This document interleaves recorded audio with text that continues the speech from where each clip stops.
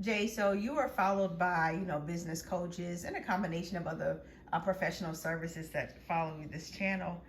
And I'm thinking about coaching and the coaching model so how does a coach decide whether they're going to work one on one or whether they're going to adopt the one to many sort of model? If they smart business people, they're going to do which one that's paying them the most money and with the least amount of hassle.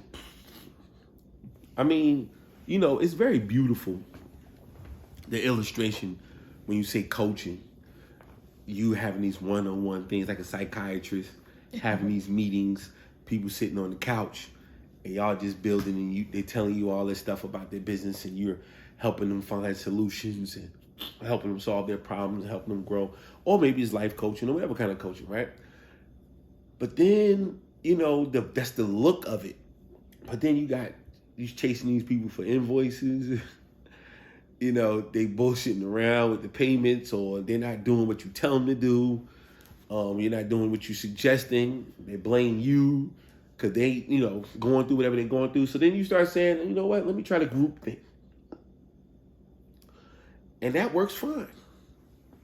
And you say, you know what, forget the one-on-one. I can go get triple the money, quadruple the money. Let's work. Move on. But then it works in reverse for some people. Some people can't get 5 people in the room at one time. But people want to talk to him or her one-on-one. They line it up around the block. And so that works. You got to do what works for you. It shouldn't be the same for everybody. Sad thing is that as monkey see, monkey do. Everybody want to do what everybody else is doing. You got to do what works for you in the business model that makes sense for you. You got to, flourish in that space. You got to understand what kind of coaching you're doing. How does it fit? Even for my business model as a coach, one-on-ones didn't work for me straight up. Even the whole group thing didn't work straight up.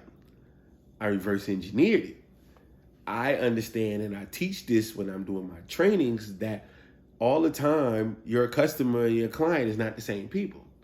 So your client is the individual that you're serving, but they don't always mean that they're the customer. The customer is the person who's paying you. And so I ended up splitting that. And so I found the customers who had a relationship with my potential client.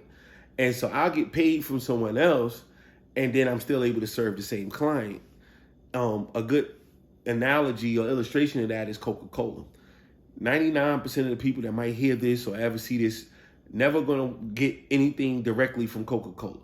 Mountain Dew, regular Coke, whatever other stuff they own, not gonna buy it directly from Coca-Cola, right? You're gonna go to the grocery store, liquor store, gas station, wherever the hell you buy your Coca-Cola products, right? Well, Coca-Cola is still serving you. You're still a client of theirs, but you're not their customer. Their customer is the supermarket or the gas station or one of those other individuals. Hell of a business model. They don't have to deal with you complaining about one bottle of soda costs $150 and this and that. They don't even get all that. They don't go through that hassle or that hell. We don't need to talk about that. You go talk to the store. Once you get to the store owner already paid Coke, and they moving that thing. And they've been doing that type of business for all these years. So why not mimic, the greats? But you got to choose yourself what fits you. That's what fit me as a coach.